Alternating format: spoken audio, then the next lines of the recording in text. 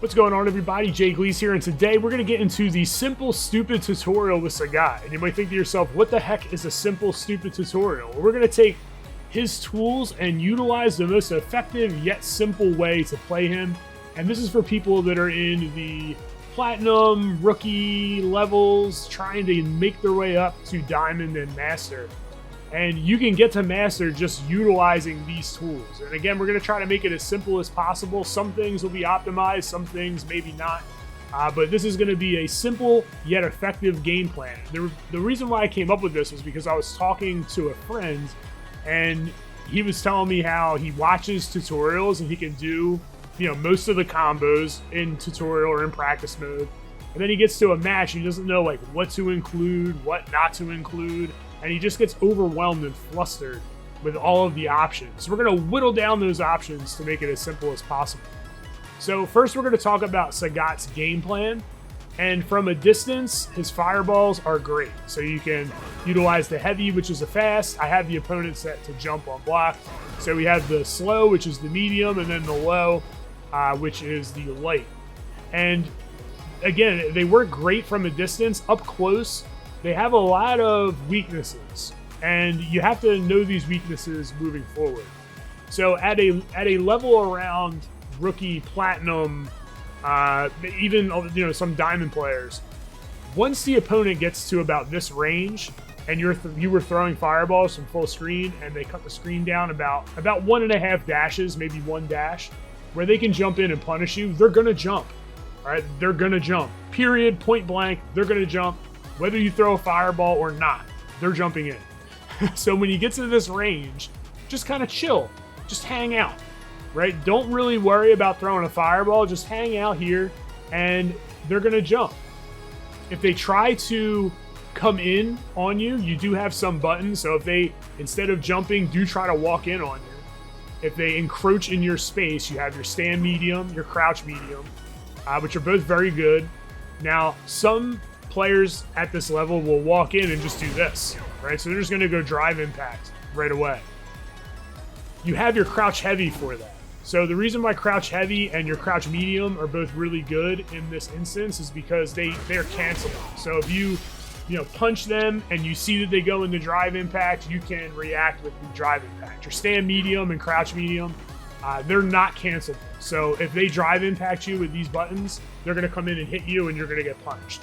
So keep the crouch heavy and the crouch medium in mind as well. Not as big as reach on the crouch medium, but that's okay. We're going to utilize that later in the video to show you how we utilize this button, especially in this range and the whiff punishing situations. So that's like the basic game plan. So when they jump, what do? Right? You have a few options. You have the DP. I would suggest using the light DP. It's 5 frames of startup. Not everybody can DP on reaction. I understand that. So we're going to go over 2 different buttons that give you more options in this situation, one of which is a lot easier than the other. The first one is the back heavy. This allows for combo extension after you anti-air them. And it looks like this. So you just back heavy them and then just go right into heavy DP. Are there other things that you can get off this? Absolutely, definitely yes. But to keep it simple, stupid tutorial, that's what we're going to do. So we're just going to back heavy right into our charge heavy DP. Now, for some people, that may be difficult as well. So we have another option here that's going to keep people out of the air. And you need to do this in order to play Sagat well, because people are going to want to jump in on you because your buttons are big and your fireballs are good. So they're going to try to jump in on you. Your stand heavy is really good when it comes to anti-air. So you can just hit it, right? And it can be from like range, right? It can be from up close, and it's just going to anti-air people consistently. Is it the most damage? No. But it keeps people out of the air. Like, they're going to stop jumping, hopefully, as you kick them out of the air 100 times. And it's really simple. You just hit the heavy kick button, right? Like, can't be more simple than that. Just hit the heavy kick button and you're good to go. Now, if you do land this from a distance, you can use your medium, which would be your slow high fireball or medium punch fireball, and they basically have to block it. Some characters have supers that can go the distance to punish you, so you have to know those matchups, but in most cases, you're pretty safe doing this. So if you were to land your heavy kick anti-air and go right into your medium fireball, it sets up a frame trap from distance. So again, it has to be from distance. It can't be like close up here because it's going to whiff. But if you do happen to be from distance, you can set up some offense from this, even though it's a really simple anti-air. You just go medium and then right into your fast. And notice it sets up a frame trap. So I have him set to jump. So the slow fireball, once he lands and it's blocked, throw the fast one immediately. And what you're going to do is hit them out of whatever they're trying to do. They have to block it, or they have to crouch it, or they have to parry it, right? So they're stuck in that situation. Really good tool to use. Whenever you use the medium, always go with the fast, right out. So something else real easy to utilize in neutral with Sagat, right? So if you're at about this range, utilizing your Tiger Knee, you're going to be even or plus, so you can cut down that space if you'd like to. I like the medium the best. It's a little bit faster than the heavy, and it covers a bit more range, and I just have a tendency to be plus more often when I utilize the medium. And it's right from about that range. You're +1, so you get a button. If they respect the button, you go in for a grab. Really great way to just, kind of skip the neutral in a way and just get in on your opponent. Now, this does come with risk. They can drive impact it. They can hit you out. They can DP you out of it. They can use an invincible move to get you out of it. They can perfect parry it. So not 100% guaranteed that you're going to get in, but a really great tool to begin your pressure and get in on an opponent that you're fighting against.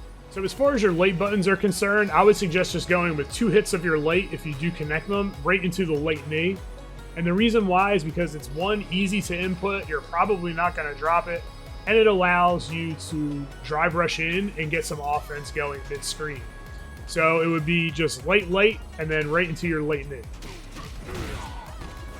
All right, so I'm +36, so I can drive rush in, and then on my drive rush, I can go forward medium, which would be the overhead. They have to block that standing. Forward and light kick, and that would be something they have to block low. Both of these allow you to extend with a combo. I can drive rush in throw, or I can drive rush in and block.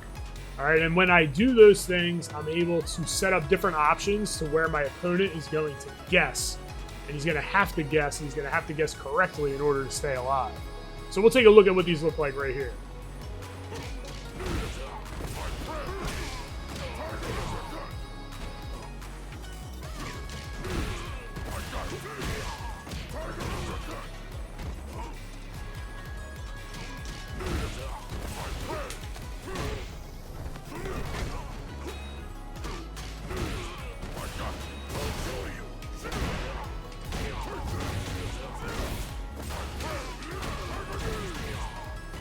So just so you know, you can link your lights into your light and medium DP, and you can link into your level 3 off of the DP. So if you're able to implement the DP, that's good. I know that at simple stupid tutorial, some people aren't going to be able to link their lights into their DP very successfully, but you can do it, and this is what it would look like. All right, so that's the medium. You get a little bit less advantage versus the light. So the light, you get 32 frames of advantage. If you want to progress your offense, you get the same options off of this. So you can just do all the same options, drive rush off of it. Timing is a little bit different, but you do have all those options you can hit on wake up that we just went over. So that brings us to our next thing that we're going to learn is our combo that we're going to use off of big punishes. So like wake up DP. Anytime that a character is super negative, your opponent's super negative, and you get any punish you want, this is the combo that we're going to use. So forward heavy, stand heavy, into the launch, drive rush in, crouch medium, stand heavy, heavy knee. Now you might think, well, why am I going to do this combo? The reason why I want you to do this combo is because of 2 things.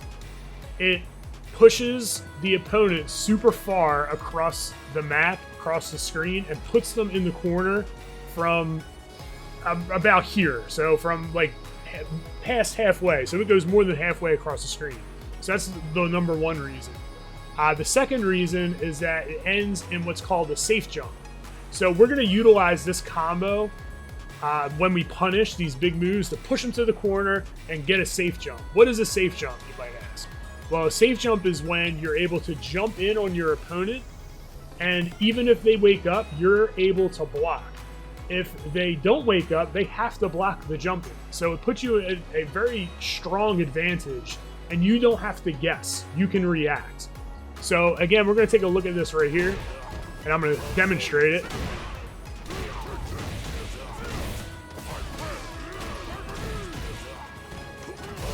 So he woke up, he was invincible on the jump in, but I'm still able to block. So I can get that same punish.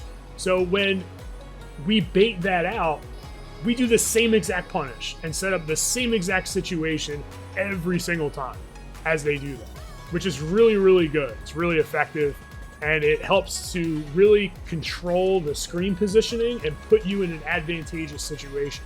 Now, if they were to block, just go with your stand medium punch. Now on the jump in, you do want to hold back as you jump in. And the reason why I'm holding back in that situation is because if they wake up, I can block. I'm going to recover in time to block. But also notice I was able to visually see that the jump in punch got blocked, and then I just lead with my stand medium. You could also grab in that situation. So off the jump in block, grab, right? But again, on the jump in, you're holding back to block that potential wake up. There is one other combo that I want to show you, and we're going to get into that right now. So the combo I want to show you is the crouch medium into the drive rush. And when we drive rush, we're going to go stand medium right into our back heavy, heavy knee, and then light tiger uppercut. So it looks like this.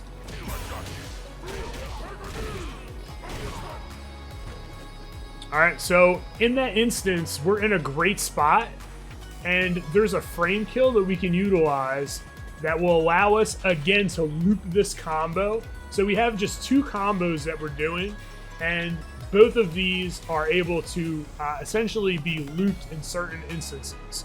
So the reason why this works is because off of the knockdown, we're going to crouch medium and then go right into our stand medium.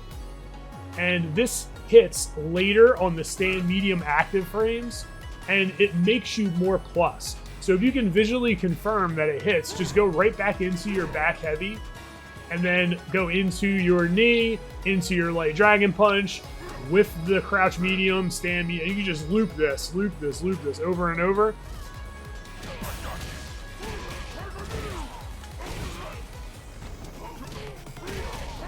So if you just, keep looping this, practice it, get the timing down, do it over and over. And again, on wake up, you can go right back into your combo, or you can, back up. Because as you notice, you are still +8. So you are plus enough to back up, beta throw. You can whiff your low medium punch and go for the grab. Right? There's a lot of things you can do, a lot of mix-up potential off of this. And again, it does set up that really great meaty timing. So once you get this down, go to your block and set it to random. So once you're able to loop it and loop it and loop it and loop it a whole bunch of times, set it to random and then react based off of what the character does.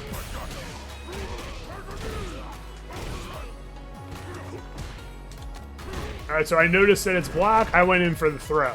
Right, so just get good at reacting to that, whether that stand medium is going to hit or not, and then react accordingly.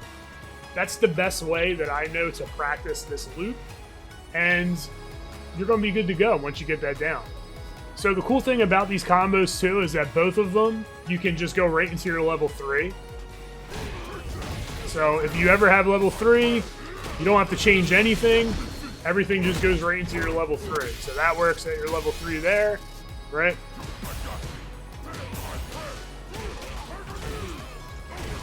And that works to your level 3 there. So with both combos, you're able to get to your level 3. It doesn't really matter which combo you use. Get right to that level 3, you're getting half your opponent's health just gone. right away. So the last thing I want to go over here is a throw loop in the corner that you do need to spend meter for. But he does get throw loops. You can also go in with your stand medium, which is a pretty good button to hit in that situation, +6, right? So you can go for a grab, you can continue your pressure, you can bait. So if I go in and do this and walk back and he tries to grab me, I have enough frames to where I can step back and punish him. And you can, utilize many different punishes for that situation. The stand heavy, right? If you walk back, you see the whiff, it does go right into your combo that you were using before. So we'll take a look at what that looks like here. So we throw. And we just go right back into what we were doing. All right back into that situation. So again, the reason why we're using just these two combos is because they loop into themselves. It creates great situation, great corner carry for Sagat, and all of them link into your level 3, so you never have to worry about that. So it just simplifies the combos down to, just these two. Very easy, very simple, and easy to utilize in any situation that you really get yourself into with this carry. Also, off of Drive Impact Punish, both of the combos work. So if you want more corner carry, you go with this one. If you want more damage, you go with the back heavy. And again, they all link into the level 3, so you got no issues with that. One thing that I did want to show you here is if I block all and I do this, you can just back heavy into your charged up heavy DP, or you can go into safe jump situation just with the crouch medium. Right, same situation that we're in, right? So you can loop that from that situation as well. So you got two options, and again, they're like the same combos we've been doing the whole time. So let's take a look at the tiger shots in the OD variation. There's two different ones. Most people gloss over that. They don't realize that they're actually two different ones. If you use the light and medium, it's faster in 12 frames, but it only has 2 hits. It doesn't juggle nearly as much. You have the slower startup of the heavy and medium, but it hits 3 times and has much more juggle potential to combo afterwards with your level 1. So as we're in this situation, remember we talked about utilizing a frame trap where we go with the slow fireball into the fast fireball.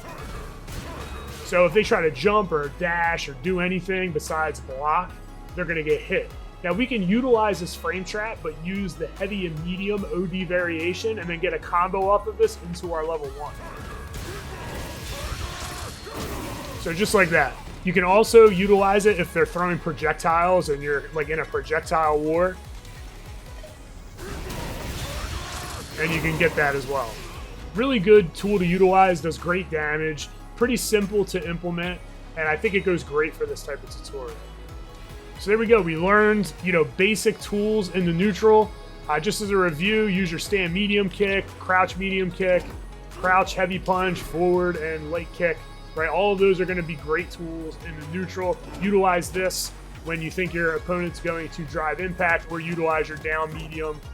Your down medium into the drive rush, again, sets up many different situations off of that stand medium elbow on the drive rush. Your super plus, you can bait things, you can throw, you can go into more buttons.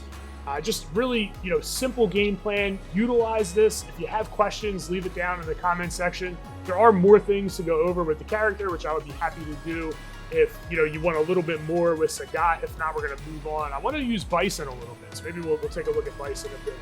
So as always, I want to thank you guys for checking in. If you're new to the channel, be sure to subscribe, and don't forget to click the bell so you get updated whenever I post new content. As always, again, I want to thank you guys for checking in. It's Gleez signing out, and continue to game strong.